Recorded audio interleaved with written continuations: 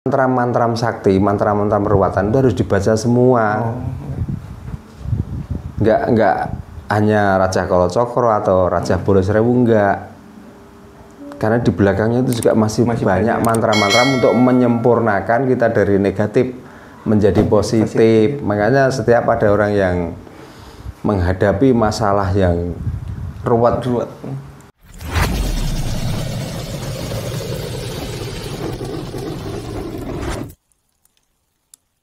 Rahayu, Mbah Darno. Ya, Rahayu. Ya, gimana Mbah kabarnya? Kabarnya sehat. Ya, alhamdulillah. Gini Mbah, ketemu lagi sama tim Hasanah Jawa. Iya. Biasa Mbah mau belajar tentang ilmu-ilmu Jawa gitu Mbah. Nah sekarang itu yang lagi ramai itu Mbah di teman-teman Hasanah Jawa yang bertanya itu masalah Kalacakra itu Mbah. Iya. Nah sejatinya apa sih Kalacakra itu Mbah? Monggo. Ya, selamat malam, ketemu kembali di channel Hasanah Jawa. Pemirsa dimanapun Anda berada, selalu sehat dan dimurahkan rezeki. Amin. Dan tetap diberikan tentrem ayem bersama keluarga yang selalu dalam lindungannya. Salam Rahayu, Rahayu, Rahayu Sagung Dumadi, Rahayu Ingkang Pinanggih. Rahayu. Yang menjawab tadi tentang sebenarnya nggak ada ya Kalacakra itu. Jadi yang dinamai Kalacakra itu raja. Raja. Ya. Nah, raja itu adalah kumpulan bahasa atau kumpulan kunci ilmu, itu dinamakan raja. Nah, di dalam raja itu tersurat dan tersirat Kalacakra. Karena ditanyakan apa sebenarnya Raja Kalacakra itu. Yang dinamakan Raja Kalacakra adalah raja itu kumpulan kunci doa. Kala sudah jelas bahasa Jawa adalah penyakit. Cokro adalah panah atau senjata untuk membidik penyakit, itulah dinamakan Raja Kalacakra. Nah, apa fungsi dari Raja Kalacakra? Fungsi dari Raja Kalacakra adalah untuk membuka masalah, ya masalahnya manusia itu sendiri. Dikala manusia itu penuh dengan masalah, penuh dengan rintangan hidup, penuh dengan cobaan hidup, maka kalau orang Jawa mengadakan ruwatan, ya, karena apa? Di dalam ruwatan pasti dibacakan Raja Kalacakra. Nah, karena tadi sudah saya sebutkan bahwa Raja Kalacakra itu adalah kunci pembuka tentang penyakit atau kolo itu tadi. Cokro adalah panah. Maka untuk memanah penyakit itu, setelah kita membaca Raja Kalacakra, pasti di belakangnya harus membaca Raja Bolo Srewu. Ya, jadi bukan Bolo Sewu ya, Bolo Srewu namanya ya. Bolo adalah teman, ya, teman atau kumpulan orang banyak. Nah, Srewu adalah penyerang. Jadi kumpulan orang banyak itulah untuk menyerang Kalacakra itu. Jadi sebenarnya kalau kita itu hanya mengamalkan Raja Kalacakra, Raja Kalacakra itu tidak mempunyai daya apa-apa. Karena dia sifatnya adalah kunci. Ya ada fungsinya, karena dengan dikunci artinya membuka. Ya, tapi setelah membuka kalau kita nggak punya senjata lagi, ya percuma kita mempelajari Raja Kalacakra. Karena isinya Raja Kalacakra adalah untuk membuka titik-titik saraf kita. Di saat titik-titik saraf kita itu ada aura negatif atau yang dinamakan orang yang kena, utawa kalau bahasa Jawa itu sing kena siku dendaning brahala, atau ya orang yang kena godanya buta. Itu. Dengan membaca Raja Kalacakra, maka titik-titik saraf kita itu akan terbuka, aliran ke apa? Sebel itu kesialan kita. Nah, karena titik-titik saraf kita sudah dibuka kesialan itu, maka dibacakan Bolo Srewu untuk mengusir. Supaya apa? Supaya badan kita itu tidak selalu ditutupi dengan apa? Dengan kekuatan-kekuatan jahat. Nah, untuk membuka itu semua, maka dibacakanlah Raja Kalacakra. Setelah dibuka Raja Kalacakra, diikuti dengan bacaan Raja Bolo Srewu, supaya setelah dibuka diseranglah keluar kesialan kita. Nah, itu sebenarnya fungsinya Raja Kalacakra. Berarti bisa dikatakan Raja Kalacakra itu untuk membuang aura negatif kita, ya, seperti itu, Mah? Iya, betul. Nah, apakah bisa katakanlah untuk membentengi diri kita dari hal-hal yang negatif lagi gitu? Setelah katakan kan Raja Kalacakra itu membuka kunci, setelah itu diserang dengan Raja Bolo Srewu. Raja Bolo Srewu. Nah, apakah itu tuh kegunaannya sekalian dengan membentengi kita juga gitu, Mah? Nah, kalau untuk membentengi ya mantra-mantra sakti, mantra-mantra peruwatan itu harus dibaca semua. Enggak hanya Raja Kalacakra atau Raja Bolo Srewu, enggak. Karena di belakangnya itu juga masih banyak mantra-mantra untuk menyempurnakan kita dari negatif menjadi positif. Makanya setiap ada orang yang menghadapi masalah yang ruwet, setiap orang yang menghadapi masalah urusan dunia ini yang sulit dipecahkan, pasti saya menganjurkan cobalah pakai ruwatan, walaupun sifatnya itu ruwatan syarat. Karena walaupun ruwatan syarat, di situ ada bacaan-bacaan mantra-mantra sakti yang waktu itu ditinggalkan oleh nenek moyang kita atau leluhur kita, yang bisa diyakini kemanjurannya atau hasilnya.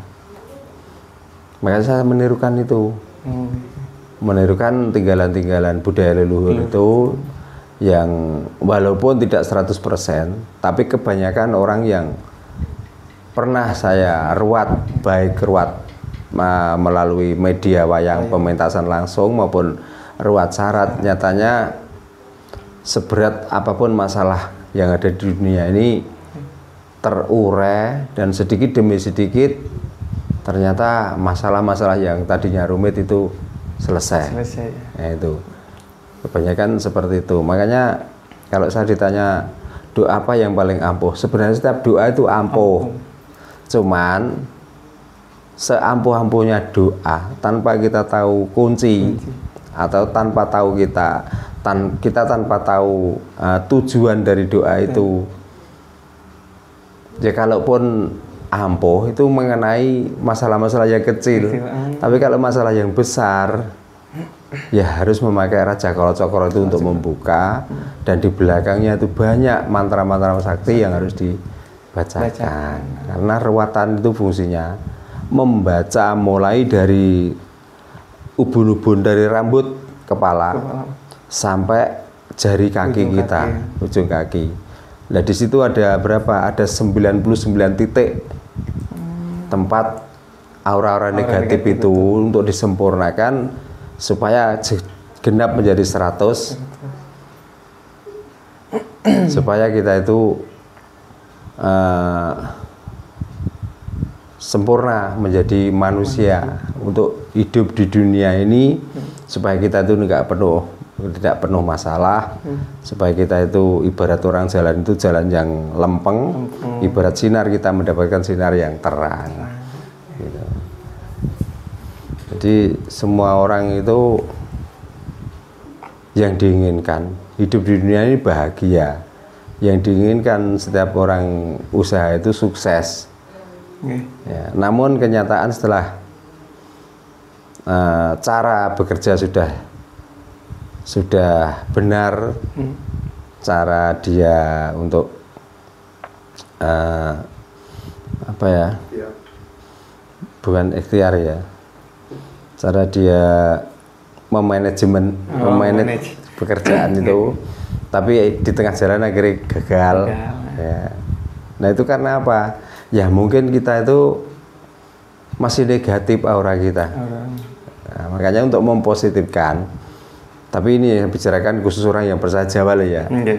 Di luar orang yang tidak percaya Jawa, gak usah, gak apa-apa. Ya, monggo. Ya, bertahanlah di hidupmu yang seperti itu. Ya kalau orang Jawa kepengen mulya, kepengen mendapatkan berkah bumi Jawa, satu-satunya ya harus mengadakan ruwatan. Kalau bisa sendiri ya diruat-ruat sendiri gak apa-apa. Ya, tapi bagi orang-orang yang tidak percaya dengan Jawa ini, percaya dengan ajaran dari luar, ya ikutilah. Itu kan hak Anda. Ya, karena tidak semua orang itu percaya. Nah, tidak semua orang itu meyakini. Tapi begitu orang itu kena masalah, kena musibah, jangankan Raja Kolo Cokro nggak percaya. Ya. Bahkan kadang-kadang tidak nyembah setan lo mau. Orang itu kalau sudah buntu kalau sudah nggak ada jalan. Ya, makanya orang itu jangan sok iman, sok menjadi orang iman. Ya, iman itu di saat kita itu nggak sakit. Iya, iman itu di saat kita itu tenang. Iman itu di saat kita itu apa-apa ada. Tapi begitu apa-apa itu nggak ada, hidup nggak tentram, ya mencari jalan sudah nggak menemukan. Ya. Jangankan kok Raja Kolo Cokro gak percaya. Ya. Dijak tekono punden obong-obong menyan, ya tidak perlu turun nang serabut gede. Itu kadang-kadang mau dilakukan. Sebelum lanjut lagi, kan tadi tuh Mbah bilang ketika mengalami ini apa keruwetan masalah gitu. Nah kira-kira tuh contoh yang harus diruat itu keruwetan seperti apa gitu Mbah? Yang namanya dibuka dengan Raja Kolo Cokro. Keruwetan itu kan setiap orang itu kan masing-masing. Ya ada yang keruwetan itu tentang ekonomi. Ada yang keruwetan itu tentang rumah tangga yang nggak tentram. Ada keruwetan itu yang punya anak tapi nggak nurut. Kan banyak. Ada yang anak nurut. Ya, rumah tangga tentram. Apa-apa ada tapi sakit-sakitan terus. Ya, makanya masing-masing orang itu dikala menghadapi keruwetan itu kok sulit dipecahkan. Dicarikan obat ke sana, dicarikan syarat ke sini, nggak kunjung selesai dari masalah itu. Ya sayogianya karena kita itu masih mempunyai aji pamungkas. Aji pamungkas itu apa ya? Aji pamungkas itu ya ruwatan itu. Ya maka cobalah diruat. Karena ruat sendiri itu kan dari kata ruat itu adalah dari kata ruwo. Ya, ruwo itu di apa? Ruwo dari kata murwo. Nah, ruwo, murwo, purwo itu sama. Purwo itu ya kawitan. Ruwo itu ya kawitan. Ruwat itu ya kawitan. Ya, atau wiwitan atau pemula. Kalau adalah penyakit, maka kita carilah pemula penyakit itu atau kawitane penyakit. Awal mulanya penyakit. Ya, kemudian dari ini murwo kolo. Murwo adalah ngawiti, kolo adalah penyakit. Jadi ngawiti atau mengawali mencari sebab atau penyebab penyakit itu. Nah, penyakit itu bukan badan sakit semua, bukan. Ya, penyakit itu termasuk itu rumah tangga nggak tentrem, ya rezeki seret. Ya kita sudah berusaha, maksudnya kita sudah coba membuka usaha, tapi begitu membuka pedot di tengah jalan, ya modal kita habis dan lain sebagainya. Nah itu bisa juga menjadi apa solusi ya dengan ruatan itu mah. Nah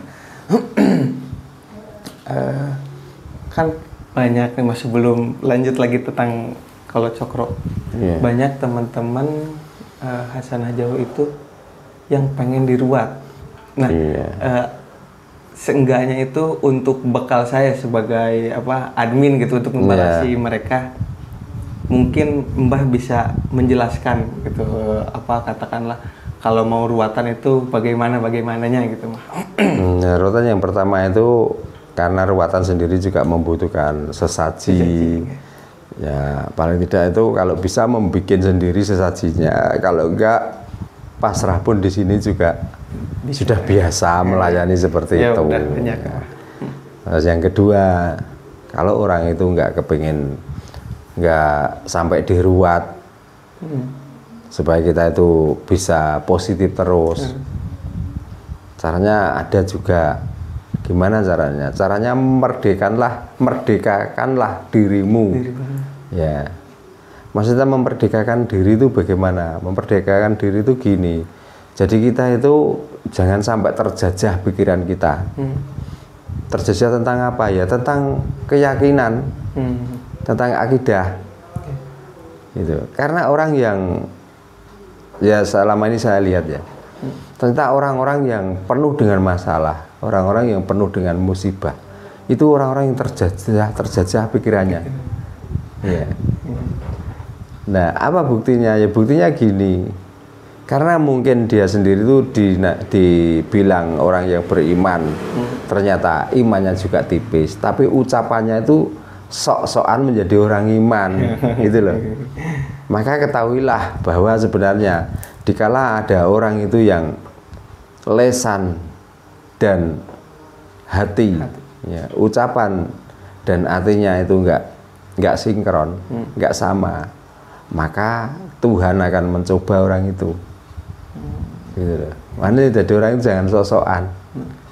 Ya. Jadi sok-sokan gimana? Sok-sokan seolah-olah saya sudah punya Tuhan, nggak mungkin saya kena musibah.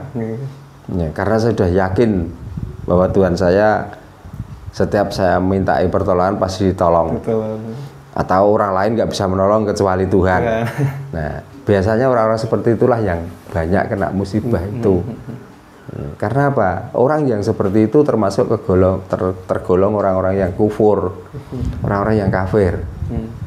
Gitu. Mari dari kekufuran kita, dari kekafiran kita itulah yang menjadi penyebab orang itu penuh dengan bala, penuh dengan musibah. Makanya berhati-hatilah, gitu loh. Daripada kita sok-sokan, mendingan diem, nggak usah bacot. Gitu loh. Karena apa? Orang yang ngomong seperti itu, jangan-jangan nanti dihadapkan dengan musibah. Yaitu tadi. Kalau belum ada musibah, ada orang yang ngomong tentang ruatan alergi. Tapi begitu menghadapi musibah yang beneran, jangankan ruatan nggak ditempuh. Ya, diajak ngobong menyandi batu yang besar, diajak ngobong menyandi kuburan, ya, diajak tidur di tempat yang sunyi. Kadang-kadang diikuti karena apa? Karena ingin keluar dari masalah itu. Hanya pesan saya cuma itu. Kita sebagai orang Jawa, mari kita itu menjunjung tinggi budaya kita. Karena budaya kita itu budaya adiluhung. Ya, dengan budaya itulah, maka kalau kita hidup itu tanpa seni, karena seni artinya adalah sentuhan rohani, bukan kok seni itu pementasan, bukan. Di dalam pementasan tanpa ada sentuhan rohani itu bukan seni, itu hiburan. Jadi hiburan dengan budaya sudah beda. Tapi kalau budaya jelas seni. Gitu. Makanya kita itu menjunjung tinggi budaya kita supaya kita hidup nggak kaku, supaya kita itu orang yang senang dalam dalam melaksanakan seni. Apapun yang bisa menyentuh rohani kita, maka di situ akan menghalangi atau menolak bala atau musibah yang akan menimpa pada kita. Caranya gimana ya? Caranya harus memerdekakan diri. Ya, cara memerdekakan diri gimana? Kita percaya hidup ini adalah kuasa Tuhan, maka kita menyembah Tuhan itu nggak usah sombong, kita beramal nggak usah memamer-mamerkan, kita berbuat baik nggak usah teriak-teriak, nggak usah diucap-ucapkan. Nah itulah orang merdeka. Jadi orang merdeka itu seperti orang yang di kamar mandi, kita buang air besar atau buang hajat itu, ya. Kalau kita itu waktu membuang itu apakah kita itu masih menengok? Jangan-jangan nanti sate yang saya makan nanti keluar katut itu, apakah seperti itu? Kan enggak toh? Begitu keluar sudah toh? Bahkan jangan sampai kelihatan cepat-cepat disiram. Nah, setiap kita ya begitu, kita tuh melakukan apa saja. Kalau bisa itu sekarang diberikan, kalau bisa 3 atau 4 menit, jangan sampai terlintas di pikiran kita bahwa kita telah memberi. Jangan. Nah, itulah syaratnya supaya kita tuh nggak usah ruatan, insya Allah kita bisa meruat diri kita sendiri. Nah itu letaknya Raja Kalacakra itu di situ. Jadi Raja Kalacakra itu sebenarnya membimbing diri sendiri itu apapun yang kita lakukan itu bukan pekerjaan. Gitu loh. Jadi orang itu kalau melakukan sesuatu kok itu masih dianggap pekerjaan, jauh dari ikhlas. Gitu. Tapi kalau masih memikir bahwa ini pekerjaan, ini adalah beban bagi saya, tapi karena ini katanya kewajiban harus saya kerjakan, percuma kamu mengerjakan, mendingan nggak usah, gitu loh.